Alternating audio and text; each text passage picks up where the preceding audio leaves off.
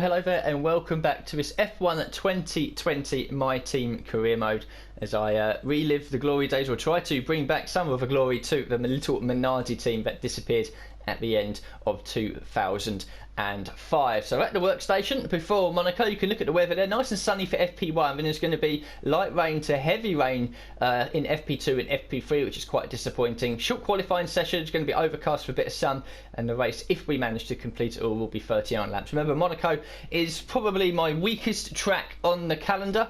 I just don't like street circuits. I never have really, and running simulation damage, the slightest touch with the barriers being oh so close to the wall could easily end our race. So I'm not expecting miracles here this weekend, so it could be a difficult episode. We've got some messages coming in. Weekend preview from cold weather forecast, qualifying and the race is dry, as I said. Development update as well, which we'll go and have a look at in a second. So then, the rivalry with George Russell, 3 weekends remaining now. We're just 1 point behind, so I don't think we'll get to the maximum of 30.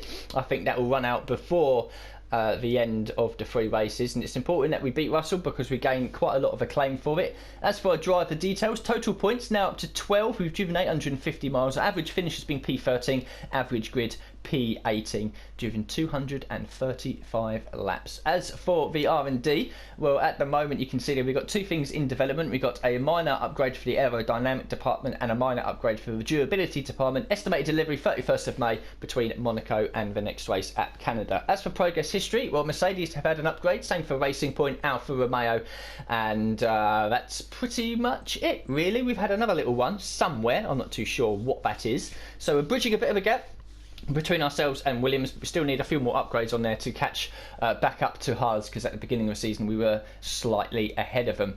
As for the units, we'll be changing over to units number 1 for FP1. I'm not really too bothered by my overall pace. I think I'm probably going to be at the back of the field, so it's just a case of getting out there and trying to learn the circuit and find a decent setup. Gearbox, obviously we'll be using the practice gearbox. It's only 11%. We won't move on to the event gearbox until FP3. And the weekend tyre allocation, again, I've gone for the softest availables to me, so no hard tyres. So we've got a couple of sets of mediums to try and burn through, and then we'll have loads of softs going into qualifying and the race, because obviously it looks like FP2 and FP3 is going to be wet. So I'm going to do FP1 off camera, and I'll be back with you guys with a bit of an update at the end of the session. So FP1 is all completed with. I don't really know how many laps I'm going to be doing in FP2 or FP3 because it's going to be wet and the data is going to be pretty non-existent. But FP1 went okay. I got comfortable after just a few laps. Verstappen fastest and a 13.115, a couple of tenths ahead of Vettel and Leclerc. Further down the bottom, we are down here of course, but we're in 18th place, 1:15.032, a couple of hundredths quicker than Grosjean, about a tenth quicker than Latifi, and about half a second quicker than Giotto. Russell 3.7, we was 1.8 quicker than him, but he's on the hard tyres. Yeah, I've got a nice setup, quite balanced already. A few corners are a little bit tricky. We're keeping it off the walls. I picked up a little bit of end plate damage, but it was very minor. I could push on at one point, but other than that, it's okay. It's Monaco. The case is to just survive, but at least we're sort of on the pace already, so that's good. So here we are then at the workstation for FP2 and FP3. I'm going to go into the sessions and I'm going to see if potentially there will be any dry running. If not, if both sessions remain fully wet, then the next time I'll talk to you will be going into the qualifying session. I've already changed onto the second units, as you can see there, in preparation for any potential dry running. I don't really want to be out there in the wet. We're going to be very, very slow. The setup won't work. We won't really gain any data. We might be able to do a couple of the practice programs, but I don't think they'll be purple. They might be green if we're lucky.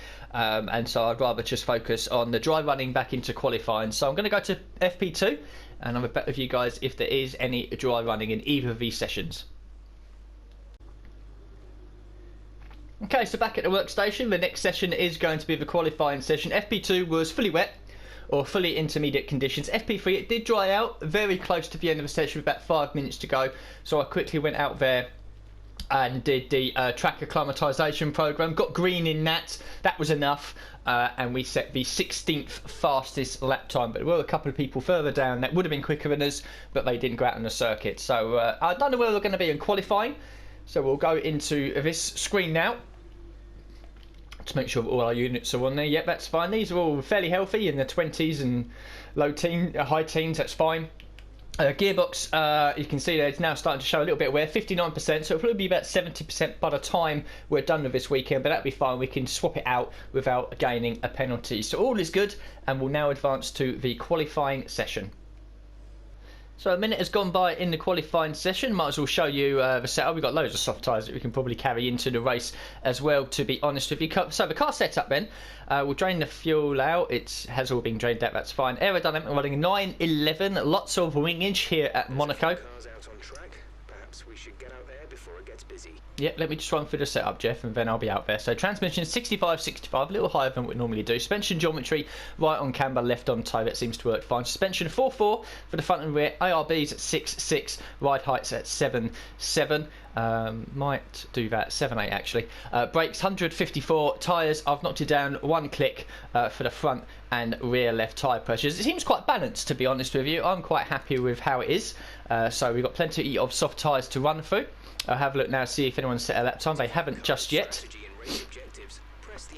So as Jeff is chatting in the background, we'll go out on circuit. Part thermo regulations now in effect, and we can drive out on the circuit. So Monaco is definitely my least favourable circuit, just because I don't like the fact that there's walls absolutely everywhere.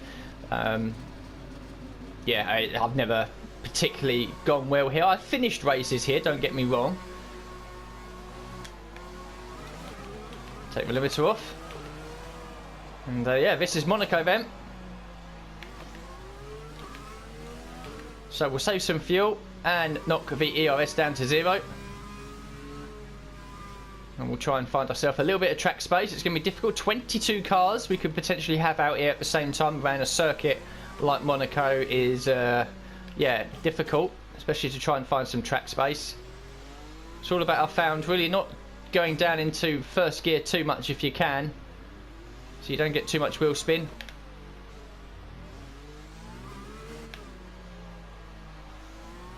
Just easing on the throttle as you come out the corners.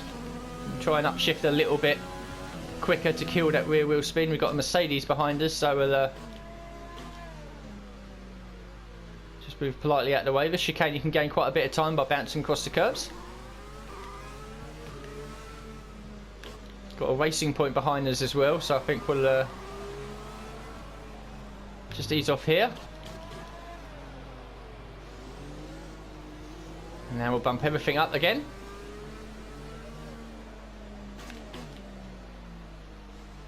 One DRS zone, main straight, which we're coming up to now.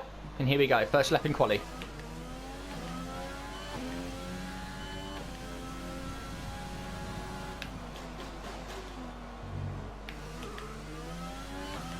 So back in the garage after our first run, just over 10 minutes left. Clipped the wall very early on in the lap, so it's probably not going to be a good lap time. It's not, we're 8 tenths off of Latifi and over a second away from Giotto. Yeah, so that was not very good. Magnussen yet to set his first lap time, but he's clearly going to be ahead of us. So we're at the back at the moment, but I'm pretty sure we can get out there again. If you'll let me change tyres, it will. Okay, right, cool. Track seems to be getting a little quieter midway point of the session, so that's a good opportunity for us to get back out there. And hopefully we can keep it clean. We can definitely claw back that time lost if we do manage to have a clean lap.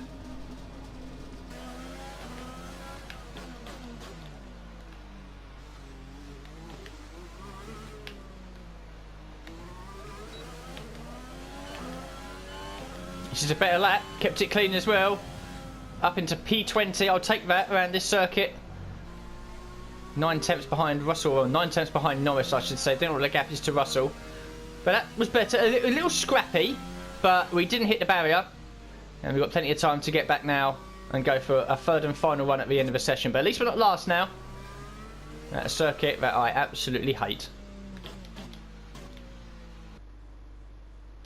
So 2.5 minutes left of the session, and if we scroll down we can see ourselves in P20. We're half a second away from Russell, just ahead of Giotto, and about 4 tenths ahead of Latifi. Sector times were a little down in Sector 1 compared to our teammate. We claw it back in Sector 2, we're very even in Sector 3. I've selected another set of soft tyres, and I think Well, the track looks like it's probably going to start getting busy sooner rather than later.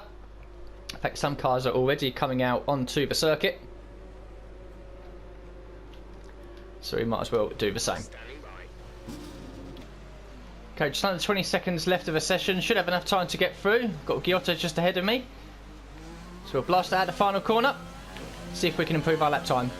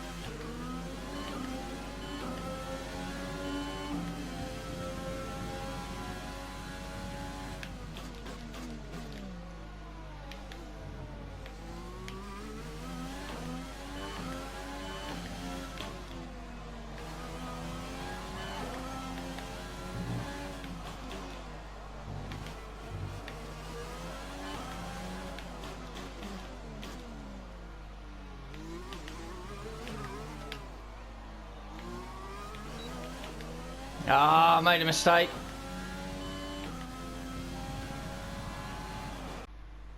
That was a shame. Going into La Vascasse, I was just over 4 tenths up on my previous best. And we went too deep round wide, lost all that time.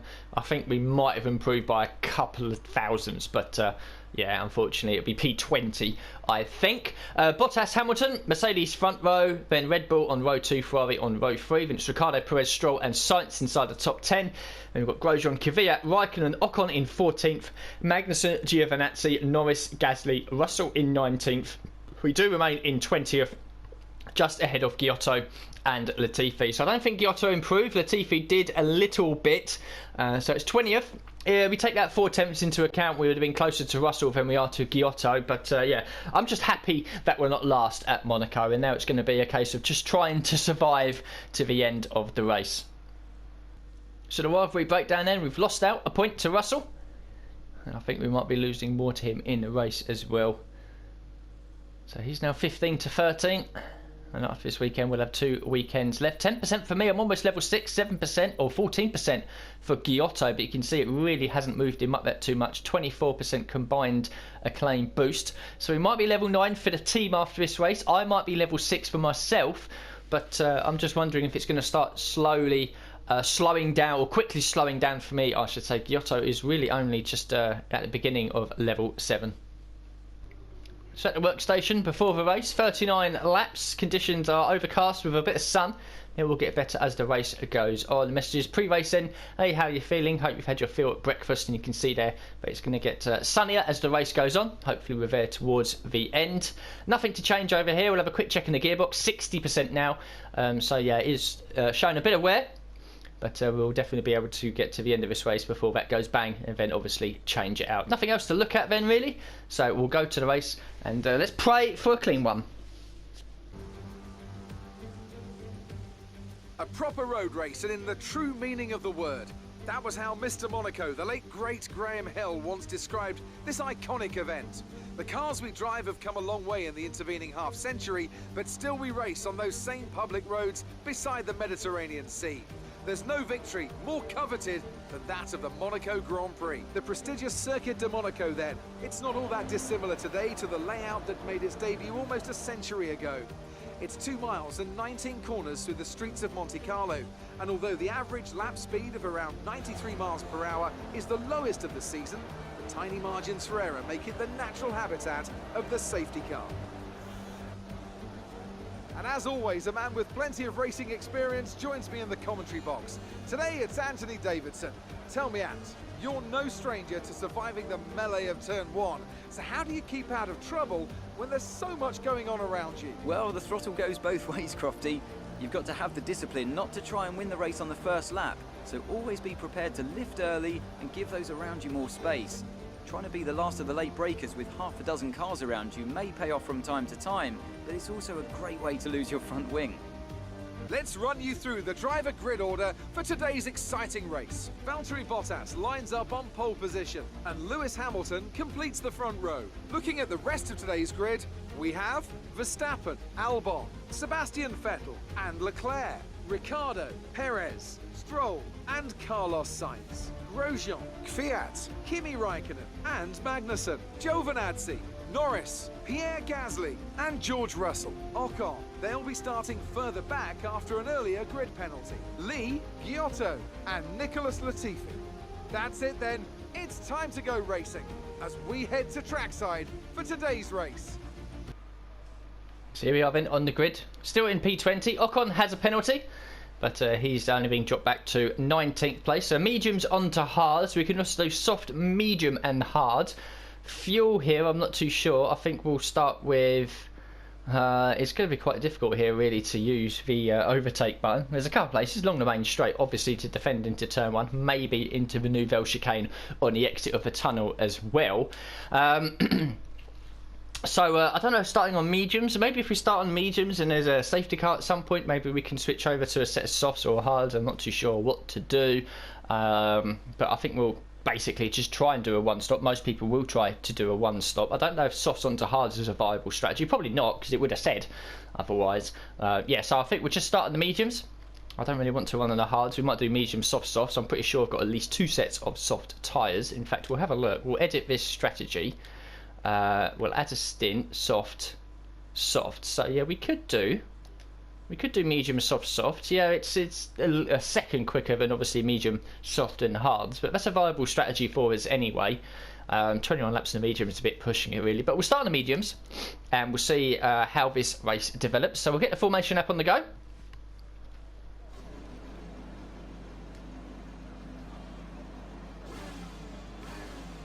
Looks like everyone around us is on the mediums as well.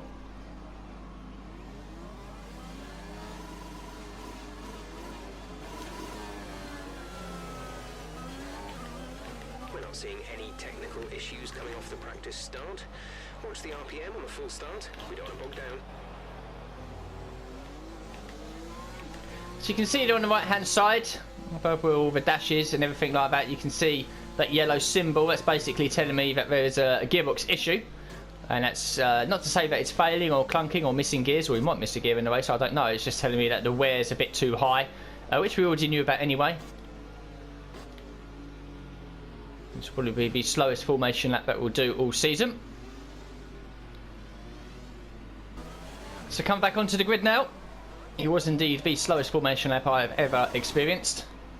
We'll take up our grid spot on the outside for turn 1, Saint-Devot. No heroics into Saint-Devot, please. It's the famous line from Jeff. And we start this race on P20. Let's see if we can get to the end. Hold the clutch in, build the revs. And away we go.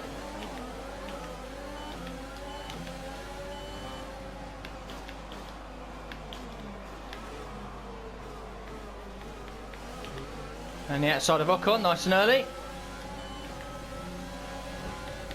Side by side is terrifying up the hill.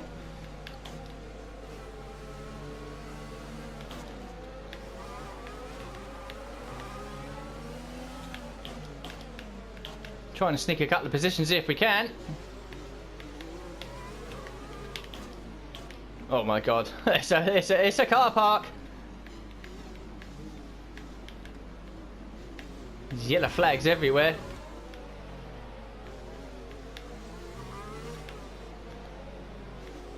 But we've survived it.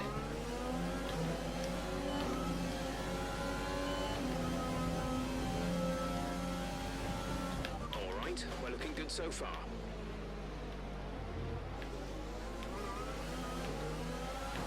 Don't think you'll hear much commentary from me. I'm in full concentration mode. I haven't blinked since the lights went out.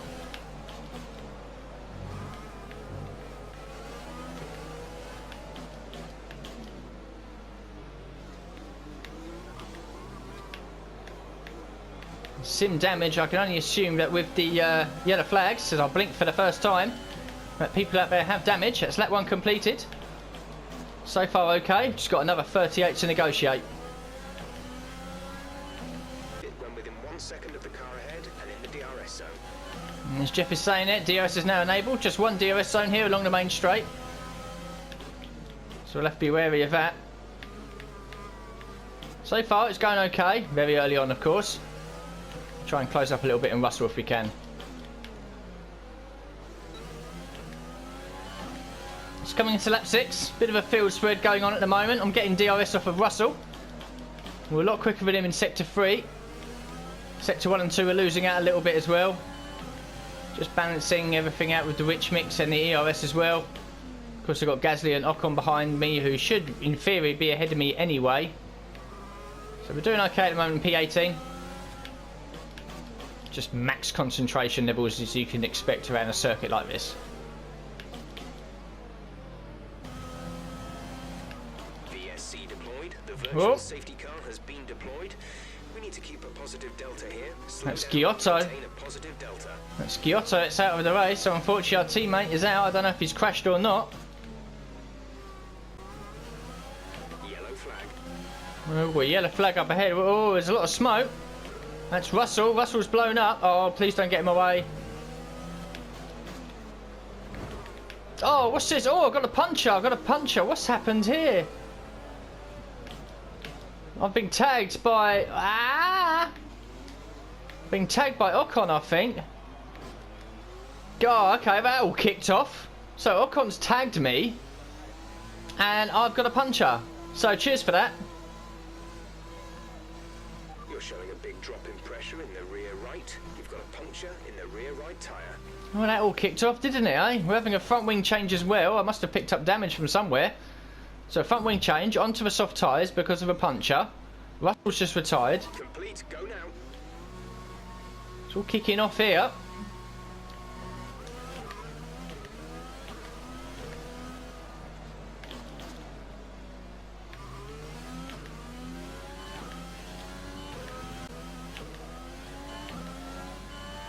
Okay, into lap 15 now. We're catching Gasly. He's on the hard tyres. We're also catching the group of cars ahead that are on the medium tyres. Some have pitted already. Others have not. We're on the soft tyres, so we definitely got to stop again. But I'll probably... I don't know, if I can get away carrying these to the low 20s, I might just put on another set of mediums if I can. Try to get to the end.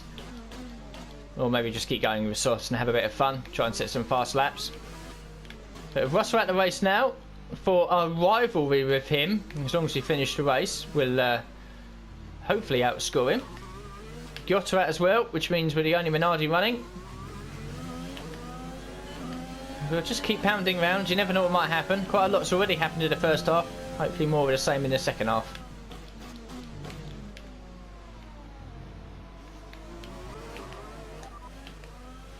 Pitting this lap then. Come into the pits at the end of this lap. Okay, so we're coming into pits at the end of this lap. Unfortunately, I clipped the wall pretty badly and really damaged the front wing. So we're going to make the change now onto the hard tyres. And this is now just an exercise to try and get to the end of the race. We're into the pits now then. We might end up going a lap down to the Mercedes cars. We've absolutely torn away from the rest of the field. And this is now literally just survival really at this point. Just get to the end of the race. We're almost at half distance anyway. So we're in the pits now. It's not ideal, we're now a lap down. But the target was always just to finish. So we'll try our very best to do it. Okay, it's coming into lap 23. We are a lap down. I'm hoping the Mercedes cars need to pit, but to be honest, they could pit and probably still rejoin ahead of us.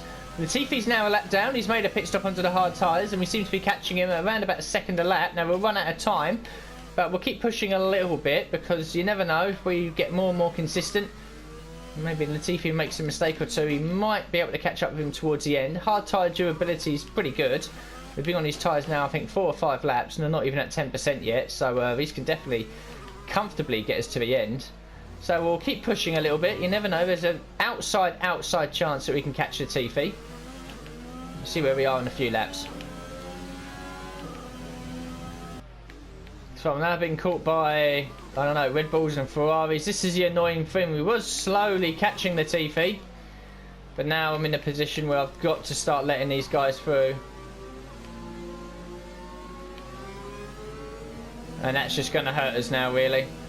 Once you start having to slow down to allow faster cars through, that time you lose, you can't really make up. And it's back up over to 21 seconds now, which is a shame.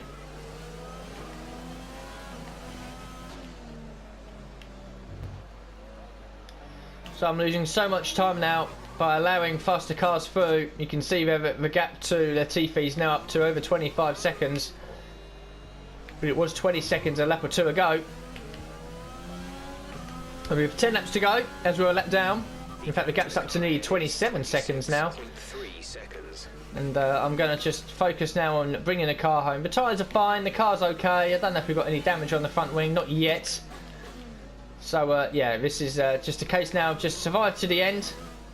Chiefly to pick up some extra resource points, a bit of extra acclaim. And also hopefully jump Russell as well in the little rival we've got going on with him, considering he has retired. We have, you know, if we finish the race, we'll be in a better position. So we'll get a mark for that. Finishing the race, we'll get a mark for that, and obviously setting the fastest lap as well. So yeah, hopefully we'll overtake Russell, but that's pretty much the target now. Just get to the end without creaming it into the wall.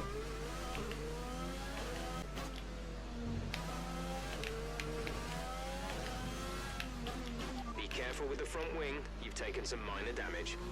Well, that's a shame. On the MFD. Ah, we'll pit for softs. Why not? We'll have a bit of a giggle. We were never going to catch the guys in front anyway. We've obviously had a bit of oversteer there, clipped the front wing. This pit stop will put us 2 laps down. My God, 2 laps down. I don't think I've been lapped in any race this season so far, which is quite good. We're going to be 2 laps down in a 50% race as well. But we'll pit, go for a set of soft tyres, maybe try and go for a fast lap at the end. It's got blue flags for someone behind me. Kvyat running in 8th place, good luck to him. We'll come into the pits now, so we'll be 2 laps down, which means that we've probably got about 3, maybe 4 laps left of this race, something like that. We will finish, that is the main thing, just finish this bloody race.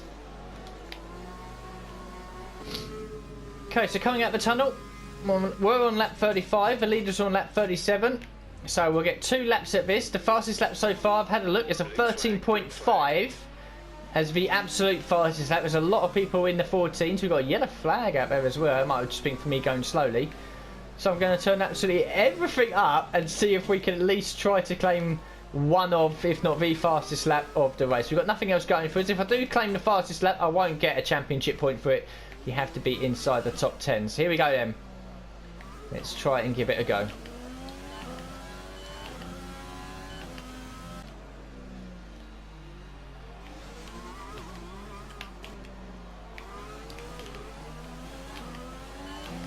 So we've been looking at the damage, and we think you should be okay to continue. It'll cost us a little bit of time, but we're nearly at the end of the race. Yeah, clip the wall, 14.9, we did improve. I thought I'd have got a bit better than that. Oh, well, we clipped the wall, probably got held up a little bit by Gasly as well. Maybe a mid-14 was possible.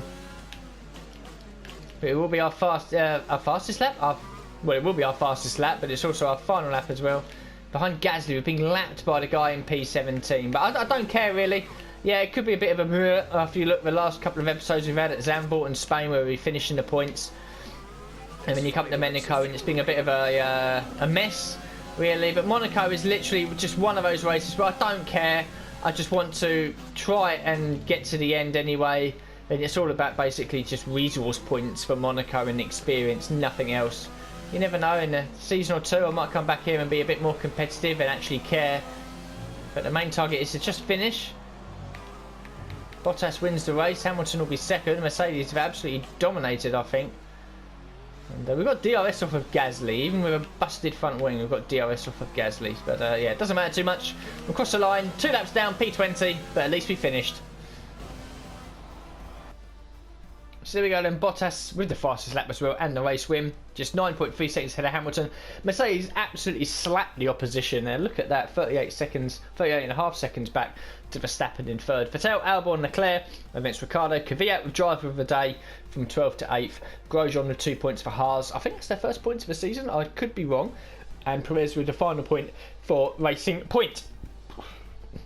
And it's working up Magnussen, Sainz, Norris, Giovinazzi, all of these guys were a lap down. Stroll, Gasly, Ocon got ahead of Latifi, and ourselves 2 laps down at the end. But a 14.9 puts us, well, we were quicker than Grosjean, Kvyat.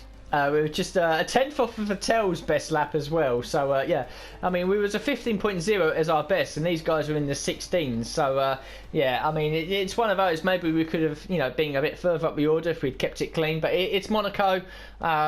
Yeah, I'm just happy to get to the end. Simple as that. That's all I care about. So the standings then, see what's changed at 6 races in. Hamilton has an 8-point lead over Verstappen, so very close. Vettel 13 behind, Leclerc 20, Bottas 26. All 5 of them, you know, a race win and a fastest lap can see them take P1. So that's the beauty of a 16-race season, I think. You know, we're almost, well, we're over a third of the way through now. And it's still very, very close at the top. We remain in 13th on our 12 points. And, yeah, well, 2 more points then for Grosjean. Haas had already scored. But we'll look at the constructors anyway. Mercedes now take the lead. 7 points ahead of Ferrari, who are in turn 2 points ahead of Red Bull. So incredibly close at the top. McLaren look like they're going to consolidate P4. Renault and AlphaTauri look like they're going to be battling 5th and 6th. Racing Point gain an extra point and jump ahead of both us and Alfa Romeo. We remain in 9th. Haas are creeping up a little bit. But Williams still with 0 points is the target to beat, and we're doing it so far. So the World 3 breakdown, 4-0, fastest lap, penalty free. We finished in a better position. So that puts us 2 ahead of Russell now, with a lot of acclaim to be rewarded. As for the overall team acclaim, 12% for me, I'm now level 6, 14 for Giotto, 26 in total for the team. So we're now level 9 for the team, level 6 for ourselves. We might actually catch and pass Giotto at some point. And finally, then the monetary gains, we the 2 sponsors there, $308,000 we get from Atlantic and Zigzag. Base payout as well, damage deductions, so it's only 30k. But on top of everything else, puts us up to $7.56 million, $7.5 million. So then here we are, we've got a couple of weeks before the Canadian Grand Prix. We've got some updates hopefully coming onto the car as well, but I think it's a good time to really go along and look at, what do I want to look at? I want to look at the driver market more than anything else. You can see that our driver perks all level 1 now for ourselves, which is quite nice. Just over a month left until Giotto's contract is up for renewal. $2.5 million it's going to cost. He's now level 62, but I want to look at the driver market and see where he is level 7 compared to other people around as well. We're watching Nick De Vries, who is a lot of better driver, I should say, and he's only going to cost $2 million. So if we compare him with Giotto, you can see that Nick De Vries' racecraft is 3 points higher, his awareness is 21 points higher, and his overall pace is 1 higher as well. No perks, obviously. So Nick De Vries is a driver that we'll certainly be looking at. Latifi is a level 8 now. We'll have a look at Latifi compared to, Giotto's awareness is really quite low considering all of these guys down in F2. There are various, should I say, acclaims go up at various rates, but obviously a lot slower compared to other drivers. So Nick De Vries is looking like a potential target. The only reason why Giotto is a little bit more is because his acclaim, I think, is a little bit higher. We could possibly sign an actual driver from F1, but the base salary and the buyout there, you know, pretty much all of our money is going to have to be spent on them. So I'm looking at potentially making an offer for Nick De Vries halfway through the season, or certainly when Giotto's contract expires. Or the other thing I could do, of course, is really try and boost Giotto's stats as best as I can. His experience is obviously going up a little bit now that he's in F1. You can see that these guys in F2, their experiences, or Sergio Seta has been in F2 for a while, so his is the same. But some of these guys not really changing too much. But Giotto's stats going up a little bit, but certainly Nick De Vries is the better option and will give us a better chance of maybe having a second driver fight for points. and maybe give it a bit more of a challenge to me as well. So we'll have to think about that once Giotto's contract is up for renewal. As for our finances, you can see there Jingshen, Atlantic and Zigzag, and then all the other departments as well. We continue to make more and more money as things go on. Customization, I'm not interested in changing anything just yet, but we'll keep an eye then on Nick De Vries, see how everything goes on there. We're very close then to getting a secondary sponsor. These two will end in 21 days, so I think once Canada is done with, that will be them gone, and we'll have to sign some new ones. So as for the vehicle then, nothing we can really do over here. Obviously once this event ends, once the episode is over, I should say, I'll then advance to the next race weekend and then start the next episode, and in that time we will have changed out the event gearbox. You can see they're completed 6 of 6 race weekends, 67% we got in the end. We also have a couple of R&D things coming in, but the facilities department is really what I want to be looking at, certainly the durability. So if we select this, if we get all of these up, it's going to be 2, 3.5, 5 million, 6.5 million, which will leave us $1 million spare. But like I said, I'm going to need a couple of million to get Nick De Vries out of it, but I think we'll be okay. So I think it's about time we upgrade the durability department to Spec 1. So activation time 30th of May. When is the 30th of May? Oh, it's in 5 days time. Okay, that's fine then. So let's get the durability department on the go. 2 million for that department. 1.5 for that one. 1.5 for that one. 1.5 for that one. Leaves us just over $1 million, but in a few days time this will be Spec 1. Be nice to see what it looks like. Chassis department Spec 1. So yeah, hopefully we can get the durability done in time. You do not currently have enough cash to afford your teammates' contract renewal. Okay, that's fine. Hopefully we'll have soon. We've got some activities here that we can do. Second driver statistics, we can improve it a little bit for race simulations, but I am really looking at potentially signing Nick De Vries. So I'm not really going to spend any time or effort improving Giotto. Weight training as well for the second driver. Durability team building could help a little bit. Secondary sponsor venue opening. Could be 100 acclaim for the team. Sponsor event promotion, 100 acclaim for the team is going to cost us $5,000. And a funded team event at home will improve the morale by 5% and cost $10,000. There's nothing really here that we want to do. I mean, we could do this one and then do the durability one as well. It's going to cost us a little bit of money, but at least the durability department gets a bit of a boost before we get all of these upgrades done, and the facilities upgraded as well, I should say, to level 1. So we'll advance the time now, and hopefully we'll have a bit more than $1 million. So there we go, the durability department is all over and done with. We'll stop advancing now. Expecting some new developments to come through, but some of them have failed the quality control. Make sure you indicate what you'd like redeveloped via the R&D screen. Okay, so I think some things have failed on the car. You can see there the durability department is now level 1, so that's nice. We've got it's going to cost a bit more. Weekly running cost $40,000, weekly resource points 160, so that's certainly gone up a little bit. So things have failed. So we'll have a look at the R&D tree first of all. So the durability department has come in, and you can see now it is level 2, so we really need to get across to the gearbox at some point, whenever that is. Where is the gearbox on this? MGUK. That is the electronics, energy store, MGUH, gearbox. So we need to get this done at some point. 30% failure chance, going to cost us 1,125. Oh my god, it really costs a lot. It really costs a lot, but we need to really get on top of the gearbox as best as we can. That's going to arrive between Canada and France. 30% failure chance, that's okay. So what failed? The aerodynamic one, which is down there, the rear wing main plane. Oh, we haven't got enough resource points. Ah, damn it. Right, okay, so I've made a bit of a boo-boo there. It's only going to cost 275, so that's fine. I'm sure that in the next few days it should be okay with the weekly running costs. So we'll advance the time again. We'll stop advancing because we now have enough resource points. Come back to the R&D screen, scroll down to the aerodynamic department, and we can get this done again. 0% failure chance. It will arrive between Canada and France, unfortunately, but we can now hopefully get that on the car. Once it fails for the first time, the second time you redo it, it's a little bit cheaper, a little bit quicker, no % chance of failing, so that's fine. So hopefully, when's the gearbox one going to come in? That's going to be a while, isn't it? Yeah, that's fine. Okay then, so we've got 3 days left. Any activities that we can do? Nope, nothing now. Or we can do a weight training or a sponsor event. We'll do a cheeky sponsor event, why not? Okay, cool. So there we go. We're now at the race weekend. We're up to $2.56 million. So again, if we look at the driver market, and we'll scroll down to Nick de Vries. Here he is.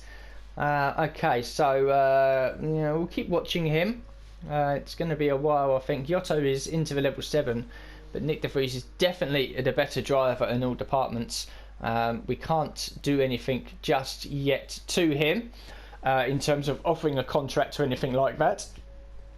So it'll be time now to choose a tyre allocation and go to the race weekend for Canada, and therefore I'll be ending the episode here. So quite a lot to look forward to for the next couple of episodes, but for Monaco anyway, I'm just glad I finished.